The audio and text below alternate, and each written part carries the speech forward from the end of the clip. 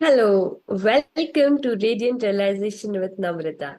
Here we deep dive into captivating conversations about life. Today I have with me Harita Gujar.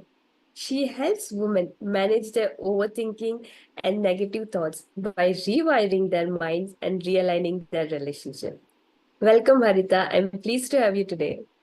Thank you so much, Namrata. Thank you for taking out the time and inviting me. It's lovely to be here. So, Harita, today we are going to talk about how mindset impacts our day to day life, how it impacts our success journey. But before all of this detailed discussion, I would like to know from you what got you started to pick this as your coaching niche and become a mindset mastery coach? Thank you. I think that is one thing everybody always wants to know, that who is this person who's here and why is she even authorized to be here? Number one. So, Namrata, I started my journey way back in 2020 when COVID hit. Before this, I was a civil engineer. I was practicing civil engineering. After I had my son, I moved into teaching civil engineering. So in 2020, when COVID hit, I was a professor and we were all teaching from home. So it was like good 14 hours of work along with living in a joint family of 16 people.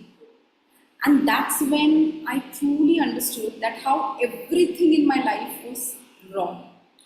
So, living with 16 people, blaming them for my life situations, and because I have done a love marriage. So, I had relocated from Sydney, I was a PR holder, to get married to my then boyfriend and relocated in a state that not even my forefathers had ever seen. So, I moved to Kolkata. And always in my mind, what would play was I'm here for him and see where he has kept me. How he is not catering to everything that I need to do, and how everybody here is wrong but myself.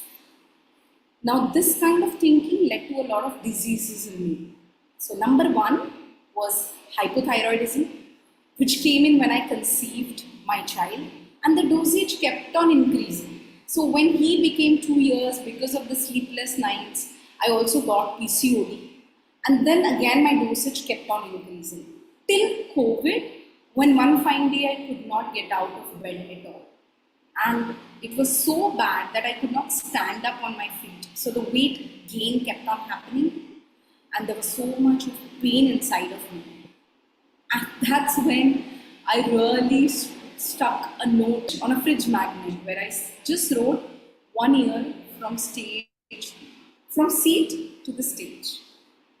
And after that 1 year, there has been no looking back. I think in that 1 year, I went on to become the top 10 finalists in Super Speaker season 1. Second, I also shifted to coaching completely. I was a professor and I was teaching students how to get their first dream job. And I think I completely changed the gears into doing something I love, helping women overcome their anxiety, their anxious thoughts, completely how to go disease free by taking charge of your mind, and in turn have beautiful relationships. So I still live in a family of 16 people because I want to. If I want, I can walk out and have my own house, my own family, but this is because I want to live with them.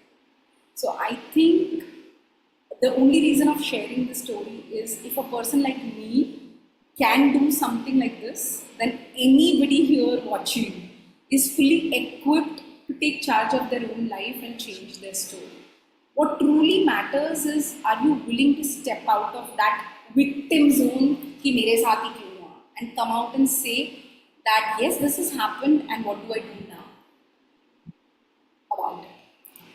So yeah, that's I'm just a very normal human being, just like you, and just like everybody else who's watching this. What is your current relationship with mind? You've come a long way. You Yeah. worked a lot on yourself. Today, how would you define your relationship with your mind? See, the basic thing that we don't understand, and what I always keep telling everybody, Namrata, I want you to do this with me. Take your hand out. Take your hand out. Hold it. Hold it. Yeah. And then do this. do this and say, what I say, that our mind is the best humble servant. But if you let it loose, it's the worst master ever.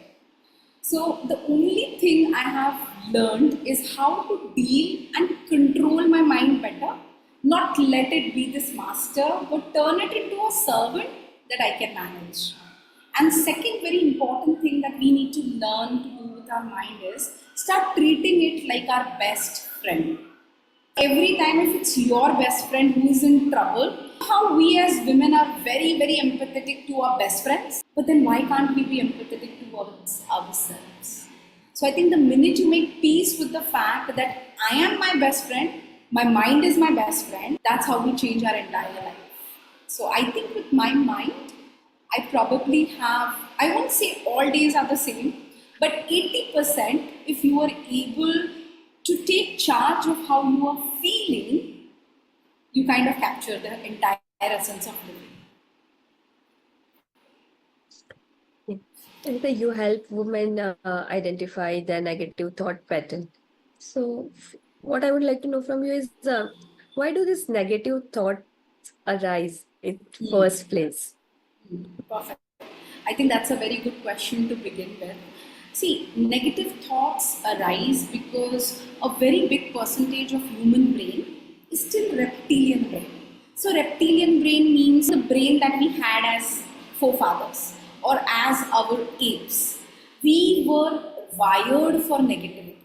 So if people say, oh, take your negative thoughts off, and I'm here to break a myth that you will never be able to do that. Because we're wired for negativity. See, Namrata, if I tell you that let's go to a birthday party, okay, and if a person there comes and tells you, Namrata, you have such a beautiful smile, you're so pretty. But then the person tells you, you know what, Namrata, your hair is not nice. Are you not taking care of it? Now you tell me what's going to stick to your mind. Hair. The hair, right? So, see, that's a living proof, and this is proved by science. It's a term called as negativity bias.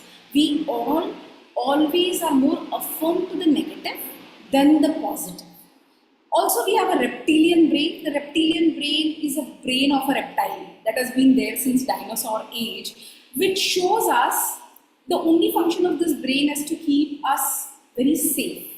So either we will run, which is the flight mode, or the fight mode. So it's always fear or fight that this brain induces. So I would say first come into awareness that yes, we do have negativity inside of us. Then reverse this negativity by focusing on how you are feeling. 90% of us go wrong because we are only focusing on our thoughts and our thinking. To be very honest, if you take the focus off from your thinking to your feeling, that's when you open that key to success. So, negativity is going to be there. What is important is how do we rewire these thoughts?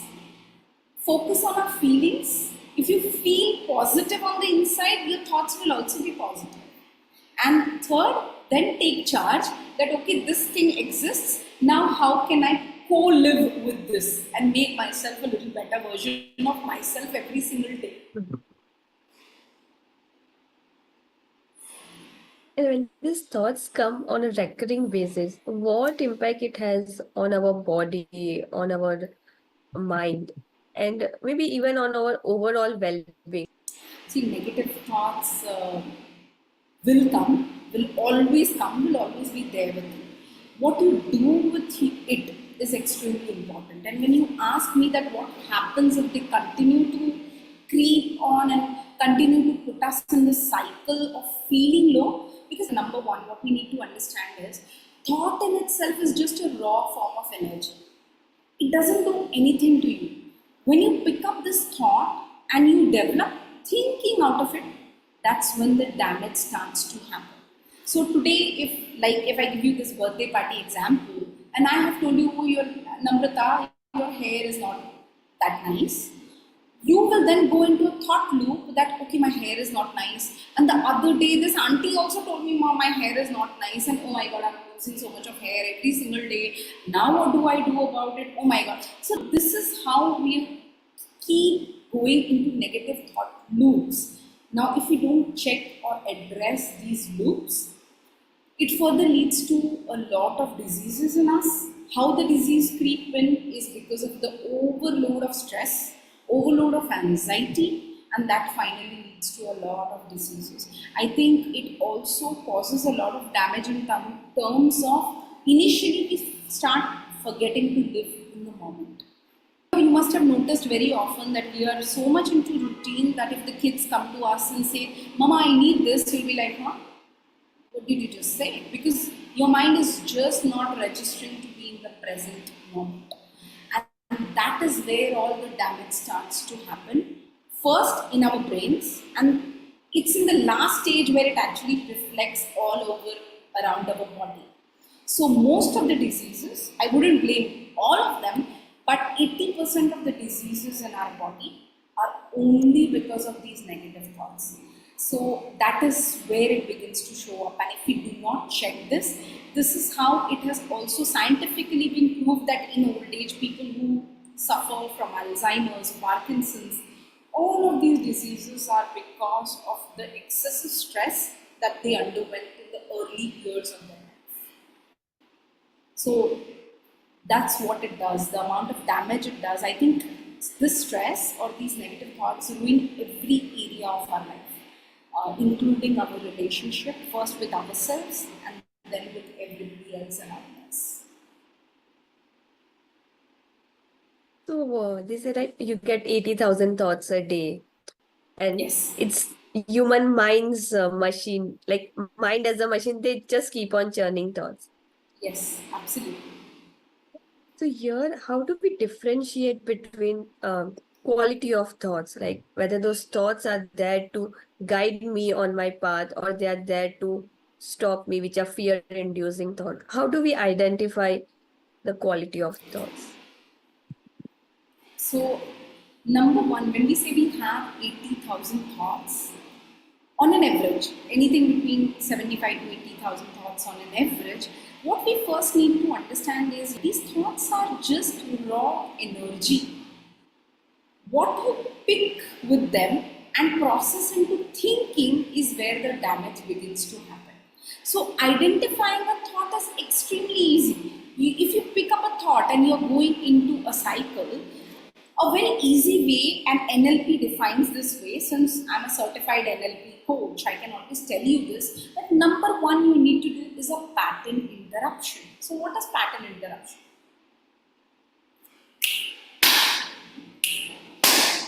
Hey, all of this is a pattern interruption. First, what you need to do is get your body to move. So, everyone who says wake up in the morning and get moving, why? What they are actually doing is they are pattern interrupting their own body. So, I know science has made it look as if it is very complicated. Trust me, it is not as complicated as it seems. But we had a teacher who would pick up chalks and throw chalks and say, hey, where are you? So, an easy way is first pattern interrupt your own self. And it can be as easy as, here, where are you? And the minute you do that to yourself, then you can make conscious choice of going back to thinking, what am I really thinking? Is this positive or negative? Or even otherwise, the way I like to call it is catch this thought, hold it here, like physically hold it there, and ask it that is this thought going to serve me or not? And the minute you ask, oh, is this serving me? Is this helping me? You will get the answer by yourself that, oh, it's not serving me. So let us just release it. And trust me, when we physically do all these things, we feel, oh, it's so stupid. But actually, these are the things that actually help us break these the negative thoughts back. So, number one, identify by pattern interrupting, catch that thought, ask yourself a question. Is this a useful thought or is it even serving me? And if it's not serving you, release it. If it's serving me, Pick that up and say, now what can I do about this? And I think journaling in a positive way, like not even writing stories. If I tell you, Namrata, this thought is here and it's here to serve you, it's here to help you. So, yes, I want to lose weight. Now, when you hold this thought, what are the 5 ways in which I can lose weight? Maybe I can walk 5K, maybe I can start with 20 squats, maybe I can start with 20 push ups. So, I love to dance. Can I go to a dance class? So, even if you have 5 constructive questions or a list after the thought comes to you, I think that does it. That's it. So more than identifying, what you do with the thought is more important. I hope that helps. You Yeah, definitely. I really liked your analogy and the way you talk about soothing your mind. I loved it. Okay. Thank So Harita, you. with thoughts also comes inner dialogue. The chain of inner dialogue keeps on going, and they have a deep impact on our confidence and self-esteem that I bring with myself. Absolutely. On this, what are your thoughts? I think with the inner dialogue, more than whether we really have an inner dialogue with us, because people can have Blair Singer, he keeps joking that a lot of people come to me saying that I have only one inner voice. You know what? I have 11,011 voices. So it's all about when you say inner dialogue, the inner dialogue may or may not always be positive. But what you do with the inner dialogue? So if you don't mind, I would like to share a technique with all your viewers. If a lot of us, when we wake up in the morning and we look in the mirror, we are always criticizing ourselves. If we wake up in the morning and the first thing we do is look at the messy us, the dirty us, the filthy us, the one with swollen eyes and swollen cheeks, look at ourselves in the mirror and just say, what, I love you exactly the way you are, that helps a lot in changing the inner dialogue. So I did this one course. She's no more, but I've done one of her recorded courses with Louise Hay. So she talks a lot about mirror work. I think for every female, especially because we are the worst critics. You don't need another female. This is a myth that we need another female to bring us down. I think we are enough for ourselves. So every morning, if you wake up, you look at the mirror and you just tell yourself that, hey, what? I love you exactly the way you are. I accept you exactly the way you are, and you are enough. If you just say this to yourself every single day, you can actually see such beautiful results where you will change the dynamics of this inner voice talking to you. And one of my favorite mentors, he always says, stop solving, start evolving. So instead of analyzing and going into analysis paralysis mode, that, oh, I have an inner voice and maybe I have 100 inner voices, what do I do with it? Now, how do I take care of it? Instead of doing that, if we just strengthen our practices every single day, I think that helps us to become better each day. And it's always a compounded effect. So everyone who's watching, abhi jaake go look at yourself in the mirror and just tell yourself, I love you exactly the way you are. And I think half of the trouble gets solved over there. Yes. Because I would say, Harita, we are so much into getting external validation that we stop Absolutely. giving any love to ourselves. Absolutely. And in fact, we seek, I always give this example that we seek external validation. But what you do not have, how can you give others? When you have never validated yourself in the first place, then you receiving validation from somebody else is absolutely irrelevant. First, give what you don't have. First, at least give it to yourself, and then the other people will give it to you. So I think it's bang on when you talk of external validation. It's so on point because we always expect. I think even I have done this in the past where I've expected my husband doesn't bring me flowers. But you know what? Why don't you go and buy yourself flowers? If you do that even once, you're already validating yourself. And with that validation, the only thing you're actually doing is increasing a little bit of self love. Hmm. So the entire goal I feel is somewhere increasing the self love and dropping all the judgment of yourself. Okay, so the inner voice, the small voice that keeps on talking with us, which we tend to shut it down. But sometimes it also brings with itself the intuitive element.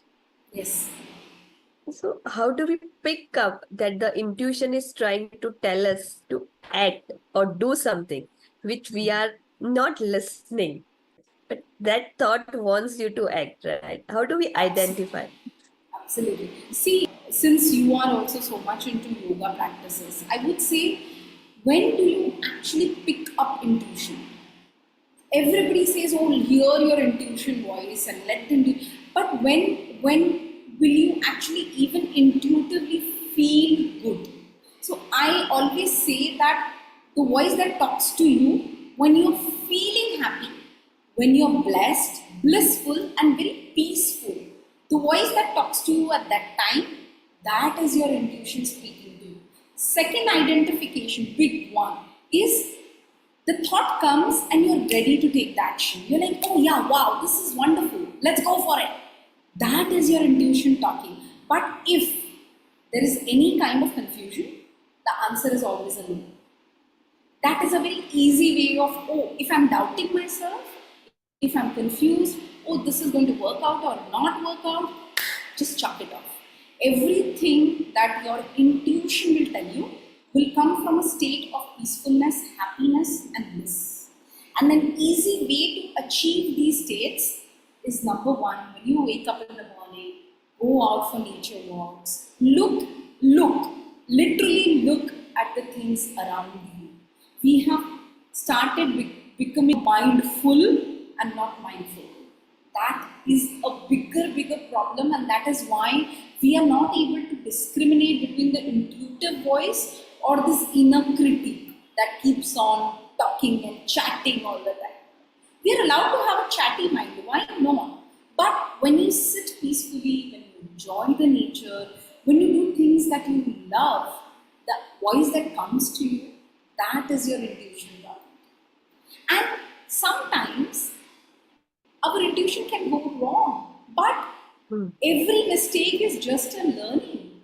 You cannot be, the problem with us females or anybody who's watching this is, we are such, we expect such high standards of ourselves.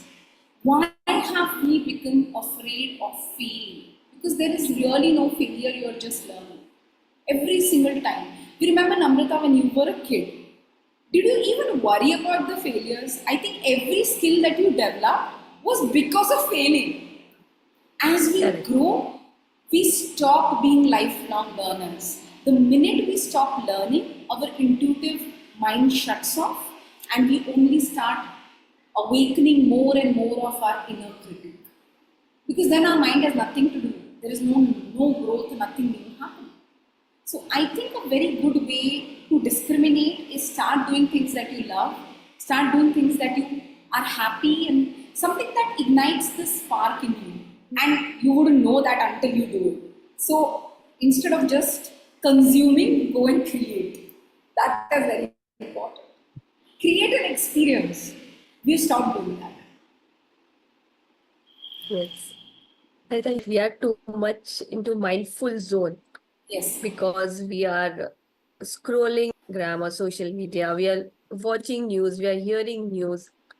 What is the impact of all these external agencies on our mental health? I think the biggest damage that is happening in our life is, it will be safe to say that 80% of the damage is because of the social media. It's only because we are consuming so much and we are not creating. So the other day, 2 months back, we were on a trip to Puri, and my son started telling me, "Mama, why they could create or construct such beautiful temples is because they did not have phone, they did not have mobiles anymore. at that time. So they were not scrolling, but they were thinking how they can beautify the place and how they can be more creative. So I think the biggest drawback of social media is it has somehow stopped us from creating anything good for ourselves, and it has only made us consumers. See the amount of data we are consuming. We are only scrolling, scrolling, scrolling. Another thing, and I would like to take the name of another of my mentors, Jai Shetty. So he always uses this beautiful terminology of three C's, which is the three C's or the three cancers that we have as a gift of the social media. This is constantly comparing, complaining, and criticizing. So basically, these three cancers that social media has given us has stopped us from creating, which is another C, and from collaborating. So the way we both are collaborating, talking, speaking, I think the biggest myth that we women have is we are always fighting and we are each other's biggest enemies. I think if we start collaborating and working together, the biggest cheerleader a woman can have is another woman. Biggest source of strength. But what do? We only try to find it in our partners. We try to find it in the people outside, and we don't come to back to our source, our creator. That this is what I am for myself, and I can stand for myself, and I can support another woman who's standing for herself.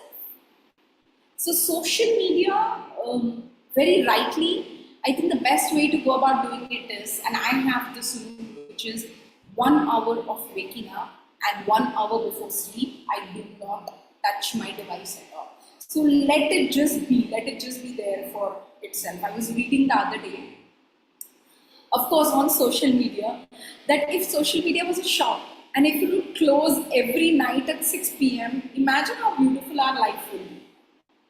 We would be sitting and talking and chit chatting with each other. So let's start consciously treating social media as a shop and close it for ourselves. Because I think it leads to the biggest three C's: the criticism, the comparison, and the biggest complaints. All come only from social media.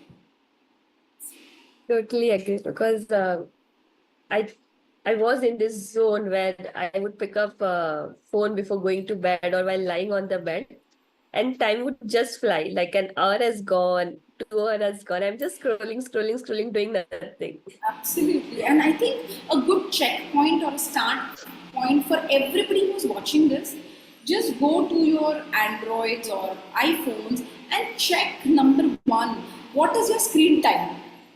The clients who start working with me, initially when we start, we actually check screen times, and you will be shocked that people have a screen time of 2, 3, 4 hours minimum every single day. And this I'm saying minimum.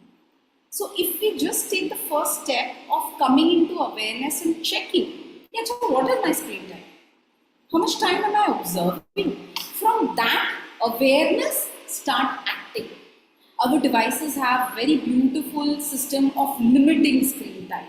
So I think each one of us, if we even limit our screen times, even if you go on the ignore mode, at least it's a reminder to your brain that, okay, I'm well past that 1 hour now and I should not look at it. Rita, there are so many thoughts which are racing in our mind every moment. So if you can recommend some practices that will help us to minimize number of thoughts that we experience or to ground ourselves so we feel much calmer. Absolutely.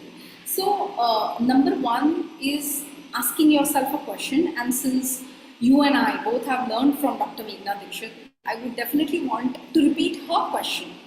Number one, are you interested or are you committed? That's a big one.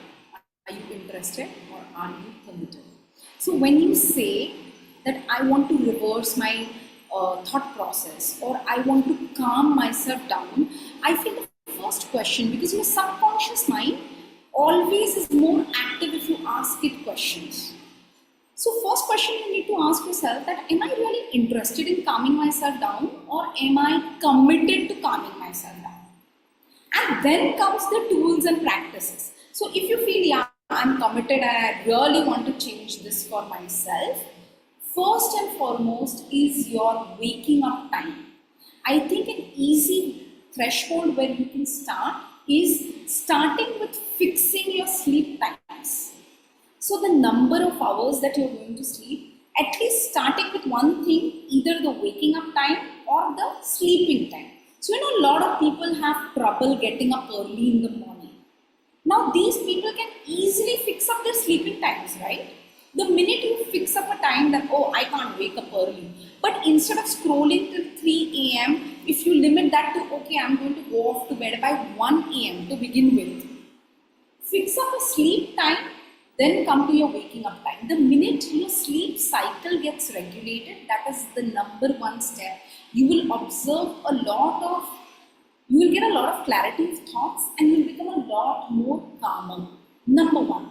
Because, see, scientifically also it is proved, it is something called as the circadian rhythm of our body, circadian rhythm of our body, which means that our body is trained in a way that with daylight we are supposed to be fully awake, and as the sun sets, it kind of secretes a lot of sleep inducing hormones in us. So if we start number one by fixing either our waking up time or sleep time, we have taken the first step. Second, whenever you're waking up, like I said, do not touch your devices for at least 1 hour. If you can't do it 1 hour, at least do half an hour. And one very effective technique I always teach all my students is, wake up in the morning, when you go to the loo and you're going to brush, start brushing with your non-dormant hand. So, we're so used to brushing with your right hand. If you're a right hander, start brushing with your left hand, because number one thing that's going to happen in you is your brain is going to be more active and focusing on, oh, this is not comfortable, so let's be more in the now. Every practice that you do should ground yourself to be in the present moment. So the minute you start using your non-dormant hand to brush, your brain becomes active. Okay, कहीं यहाँ से तो कचरा निकलेगा या नहीं निकलेगा? What do we do? Are we going to brush properly? Number two, while you're brushing, start doing mirror work. Start telling yourself, oh, I love you exactly the way you are. And as soon as you are out, even when you're having a shower, simply being mindful of the water droplets falling on you, of you experiencing that water on you. And one big technique that I tell everybody always to start with is saying your thank yous, doing your gratitude. And I'm sure everybody has heard this a lot, but if you know what law of attraction is, gratitude is something that will put you on the highest level of manifesting. So every time you say, oh, thank you for this beautiful life, whether you mean it or not, the minute you put your hand over here and say, hey, thank you for the shower, at least I have a shower and I have enough water. There are people who do not have enough water to even eat, drink, or even have bath. So I think gratitude is a very easy but very strong technique that people can start with. And throughout the day, completely throughout the day, I have this one principle of saying positive things to myself when I walk out of a door. So now every time you walk, we have so many doors in our house. So every time you're walking out of a door, just say, hey, you know what? I'm worthy. You know what? I'm going to have the best day. So when you start actively, loudly saying positive things to yourself, you tend to talk to your subconscious mind way better, and slowly you start programming it more for positivity. So instead of always focusing on, oh, I'm thinking negative, these small tweaks in our daily routine, I think I would tell everybody to start trying this, that every time you walk out of a door, say something positive to yourself. And you will see I at the am end going of to the do day, this. yeah, you'll see at the end of the day at least 20-25 things you would have, because we walk out of doors so many times. Yes. So I think more than the technique, what I feel for women, and that is what I do for each of my clients, is you make it so simple that you can actually put it in your daily routine every single day. So that you don't have to take out extra time for it. See, I can very well tell you, please wake up in the Brahma Muhurat at 4 a.m. and sit and meditate. But will it be something sustainable for you? If it's not going to be, you would rather not wake up, but when you are having your evening tea, sit for 5 minutes, sip on to that tea, take deep breaths, and just do your thank yous. It can be as easy as that. I just feel that we as women should start more on integrating things in our daily life to make it more easy. So, Namrata, try the walking through the door and tell me how you feel about it. Yes, I'm going to start right away. Uh, while we are understanding about mind, building our awareness, usually we have this baggage of past experiences when we were not so aware about what was happening around us. Yes. So now, after building awareness, what impact these past experiences have on us? Perfect. That's a very good question, and that's a brilliant question, by the way, Namrata. Thank you for asking it. So, here what we need to understand are very two basic terms. But before I explain you these two basic terms, I want to share that when there is something happening externally in our outside environment, it triggers something inside of us that we called as thoughts or thinking. And every time a thought or thinking happens, it results in a feeling. Now, this feeling, if you expose you yourself to in it for a very long time, it actually builds our belief system. So, let me give you an example to simplify this for you.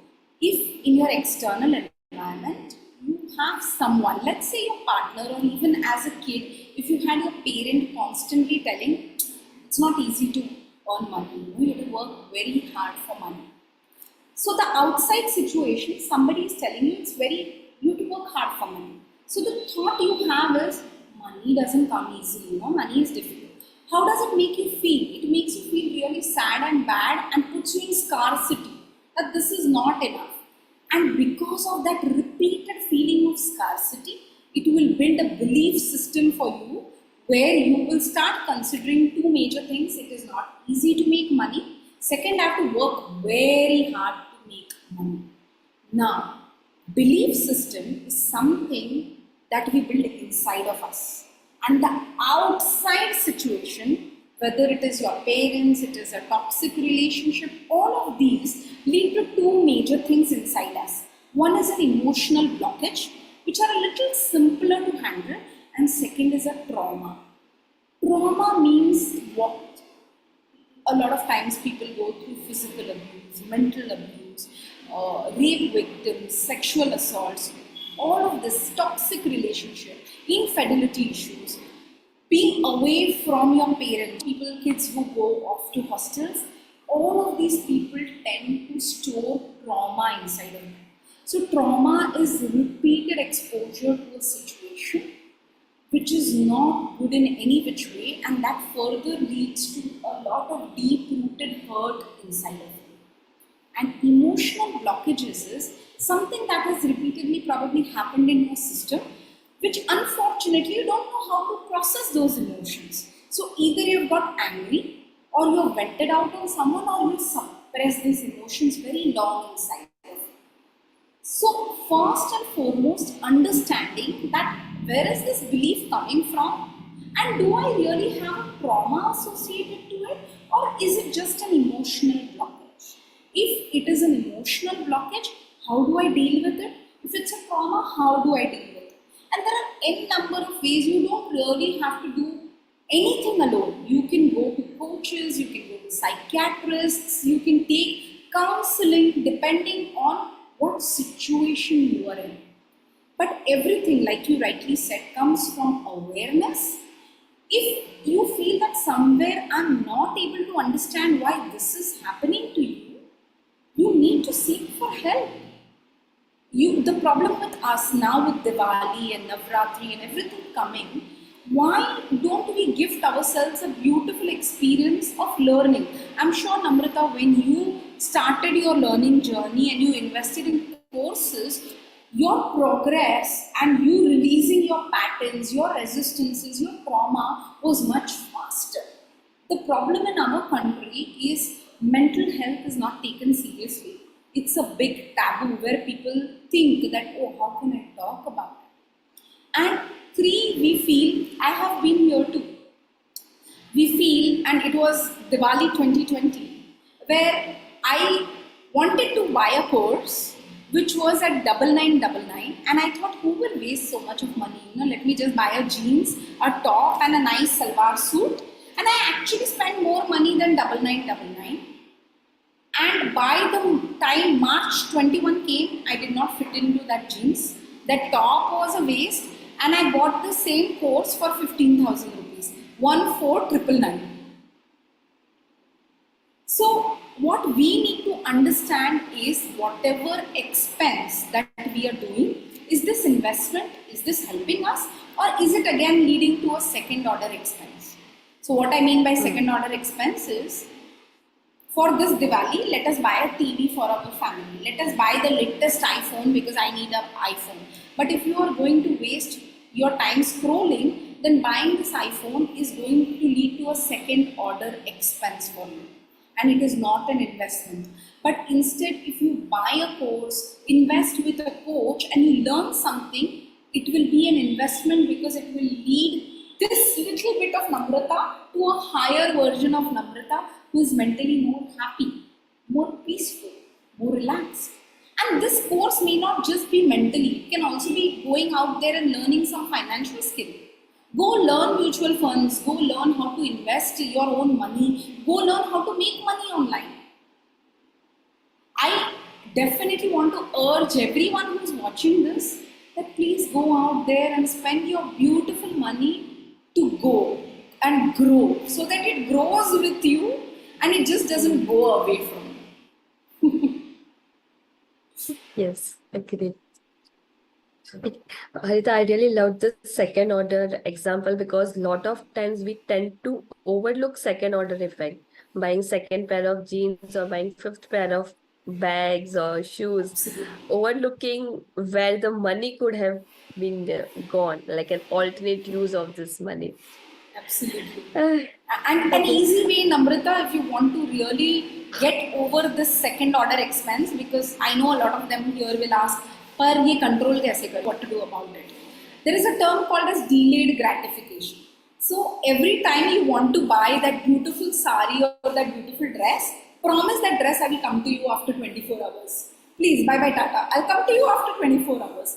And if you give yourself that delayed gratification, that maybe if I still want, I will purchase after 24 hours, 80% of the times, I bet you will not go back and buy it.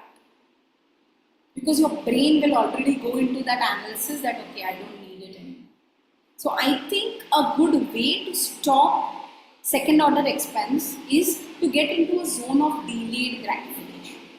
Delay the buying, and if you still feel after 24 hours I want to go and buy it, go buy it. Who's stopping? Most of the time when it comes to shopping, Harita, what happens is the emotional mind wants to buy it, but the Absolutely. logical mind will say no, do No, it later. So exactly. in such situation, have to balance emotional mind with the logical mind. You can do delayed gratification. That okay, I will buy this dress after 24 hours. So that way you are actually feeding your logical mind that yes. And second very beautiful way is feed your emotional mind also, but give it bite-sized chocolates. So what I mean is give yourself reward. So if you tell your emotional mind, okay, you want this dress, let us buy a size smaller dress, not right now. Let's do this exercise routine or let's go back to doing something for 15 days. And if you do it for 15 days, I promise you I'm going to come back and buy this dress. So you know how you are actually turning your emotions into a reward system. So I would say feed both the minds because both the logical and the emotions are very much important in our life. We are emotional creatures. Our problem is we resist it too much. Feed your emotions positively, give it reward, and I'm sure it will return back only positive emotions to you. And logically, you can use your logical mind to make that instant decision that, okay, I'm just delaying it right now, let's see afterwards. Let's do the workout and come back to this dress after 15 days. So that way you're actually balancing and integrating your logical mind and your emotions. I hope that helps you with that. It definitely, yes. A lot of time we go through a mental stress which is externally induced because of family responsibilities, demand at work, or you want to go out and achieve your dream. So this creates mental stress leading to burnout. So how to identify early signs of likely burnout coming your way and stop ourselves by rewiring our mind? Absolutely, that's a beautiful question. Thank you for asking. So, Namrata, out whether you say burnout or whether you say mental fatigue, I think early sign is number one, you not being in the present moment at all. Either you're running too much into the past or you're running too much into the future is a beautiful place to start. Secondly, for us females, if you cry over small little things, if you keep feeling that कुछ भी हुआ और मैं रो रही हूँ, I'm bursting into an array of tears, I think that's a good checkpoint. Number three is if you get angry and agitated very quickly, then it's time that these are very clear signs that you need mental help. A lot of females by night, they are so exhausted that they can't do anything else. This is a sign that please, you need to listen to your body. And of course, very commonly in our country, because why I'm talking about our country, 6 out of 10 females have PCOD, 6 out of 10 females have one or the other form of thyroid problem, right? All of these are stress induced. If not, so many people are diabetic already. So all of these signs where diseases have crept in, where you're not emotionally balanced, you're getting irritated, agitated very often, you keep crying. And I think for females who already have kids, if you're taking it all out on your kids, not being there for them, doing everything for them but blaming everybody else, I think that's a good starting point that you truly need help and you need to start taking charge. Otherwise, this will completely burn out and exhaust and lead to something much bigger. It's amazing. Yeah, Harita, in your journey to helping women become more aware of their emotions and in your journey of becoming a better individual, what does true mind mastery mean to you? Like, at what level you would say, yes, this is what I would say a sound mind, a peaceful mind would be. And that would help any individual to boost their progress at much faster pace. So, Namrata, the biggest myth around mind mastery that we all have is 100% life should be best. I will never, feel negative. So the biggest problem is this myth. I would say if 60 to 70% of your day you are positive, feeling happy, feeling relaxed, that is a good place to say, okay, this is mind mastery. Because the remaining 40 or 30% is normal. Our problem is we are not accepting that normal. When we are only focused on this 30%, that no, this 30% should reach 100%, that's not right. 60% should get me to 100% or 70% should get me to 100%. That's when we set up unrealistic standards of ourselves and then we again tend to fall back into the same loop, same patterns. Second good parameter is how quickly are you able to bounce back? So, if I give you example of one of my clients, she always felt that her mom-in-law would say such bad things to her that for a week she would keep crying and brooding and feeling bad about it. Okay. Now, if you're going to take 1 week to bounce back, 6 months ago, right now, if you bounce back in 2 days, it's good success. And after later on, when you start developing your mind better or even learning better mind tools, If you can bounce back in one day, cry for a day and forget about it, good. And there will be a point where somebody saying something to you will stay with you for 15 or 20 minutes. So basically, a good parameter is something that we call as mental resilience. When you pull a spring, how quickly it goes back to its original is a good measure. How, if everybody is going to pull your buttons, how quickly can you go back to your happy, peaceful nature is where I think mind mastery has come to. So if it is 4 days for someone, no problem. If it is 2 days for someone, no problem. The problem arises when we feel no, it has to be 100% or nothing. Hmm. Get my point? So I feel we need to be more.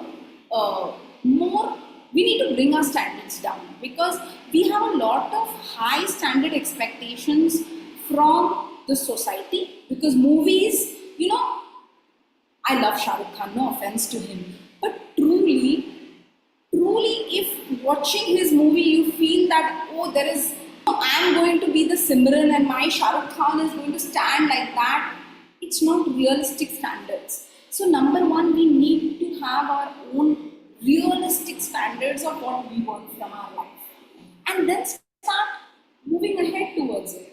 And you will never reach 100%. But if you reach 60, 70, 80, I think that is good enough. Please take your hand out and do like this to your little brain here because it needs your love too. And start rewarding yourself with that beautiful thing that you want. Don't wait for your spouse to buy it. Please go treat yourself to a spa, a nice, beautiful parlor, or go do something to yourself. Reward yourself first. I think that's where mind mastery begins, where you start understanding that he didn't do it for me, no problem, but I'll go and do it. Harita, in your experience, what are the challenges that the people face to achieve this state of mental clarity? So even if I have to go out and pamper myself, at least I need this clarity, right? Want to go to a spa. I want to pamper myself.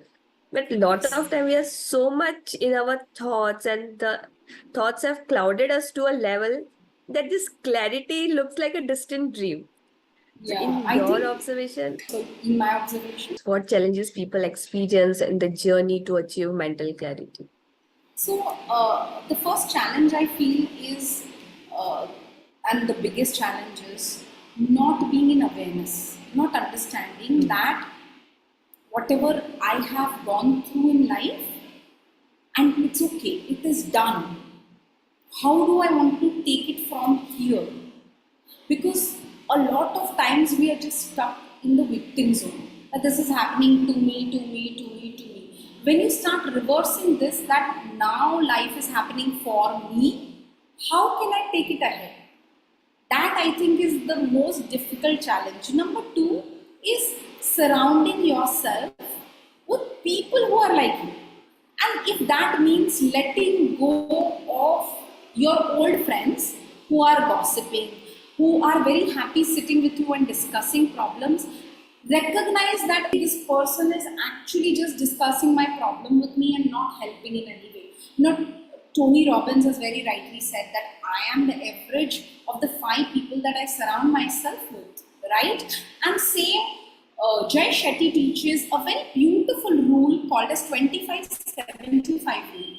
And in fact, I borrowed it from Jay Shetty, but I teach this to every female that for that one toxic person in your life, have 3 people who are uplifting you. So, 25-75 rule. So, if you feel, for example, that I have this one particular relative who is always talking negative with me, go find 3 people who are talking positive. And for that matter, if you have to go out, be in a community of people, find people. So, for example, I think if I give you my example, I think when I started feeling that, okay, I want to start talking better, communicating better, I registered for a club called as Toastmasters. So I started going there every week. So that way, you have to first give yourself time to understand, oh, do I enjoy dancing better? So then, is there a a Zumba class? Is there a Bharatanatyam class? Is there a Kathak class? Can I? Okay, and you may not have the time. Nobody has the time. You have to make time to go there at least once a week.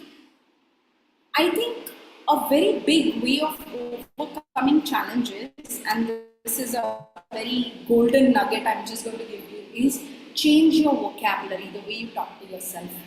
I just recently did a reel on Instagram also on this. But a lot of times, very simple vocabulary change, like we females keep telling ourselves, no, I have to do this, and I have to drop my son to school, and I have to drive here, and I have to go to this particular place. So, Namrita, just say this with me, I have to go and drop my son to school. I have to go and drop my son to school. I have to go and cook. I have to go and cook. And now say this with me, I get to cook. I get to cook. I get to go and drop my son to school. I get to go and drop my son to school. So you know how just rephrasing of simple languages. Another one very common one I've seen with all my clients is they say too much of sorry. So sorry I got late. Sorry the internet is not working. Sorry what to do. Sorry, sorry, sorry. Why instead of that sorry, if I tell you, you know what, Namrata, thank you for waiting. Doesn't that feel empowering? So please first Yes. be mindful of the vocabulary you are using. If you just change your get to have tos and your sorries to your thank yous, I think that is a very easy way of overcoming these challenges. Of course, when you coach with me, there are a lot of things that I teach. Like I told you, I always integrate it into daily easy lives. But these two, I think, are very, very powerful. Yes, they are. Okay. Okay. So, Harita, thank you so much for sharing all insights that are easy to Most welcome. implement it in. Like we can easily implement it on a day-to-day basis. And you rightly said that getting up in Brahma Muhurat is like an aspiration for most of us. But to go there, we have to work ourselves to a level we are comfortable doing that. Because we get to work on ourselves. You know, the minute we change that to saying, you know what, I get to make myself better. Instead of saying I have to make myself better. It just feels so empowering. It really feels empowered, and it comes out of love to do something for other person and not out of an obligation that you have to do it. Absolutely. The emotion shifts with just change of one word in a statement. Absolutely. Absolutely. I really loved this example also, the way we talk to ourselves, the vocabulary that we use. The most empowering of all, which is my love takeaway, is walking across the door and saying positive things about ourselves. Something Absolutely. we do it like 1,000 times. You walk across the door 1,000 times in a day. You just don't acknowledge. We Exactly. take ourselves for granted. Exactly. So even simple saying, oh, I feel beautiful today. Just walking out of the door, or even saying very small little positive statements to ourselves. I think 1,000 times if we say that to ourselves in the whole day, that itself changes so much of mental rewiring. Yes, agree. Thank you so much, Harita, for sharing all your insights. I thoroughly loved this conversation. That's so Most practical. welcome. Best wishes to you and to all your clients because they are learning a lot from you. Thank you so much, Namrita. I think I am very fortunate to be a part of their lives because I very strongly believe that the universe is always working through each one of us. So, thank you for having me here. I'm so grateful for all your time, and I get to spend this time with you. So, I'm truly blessed to be here. Thank you so much, Namrita. My pleasure to Harita.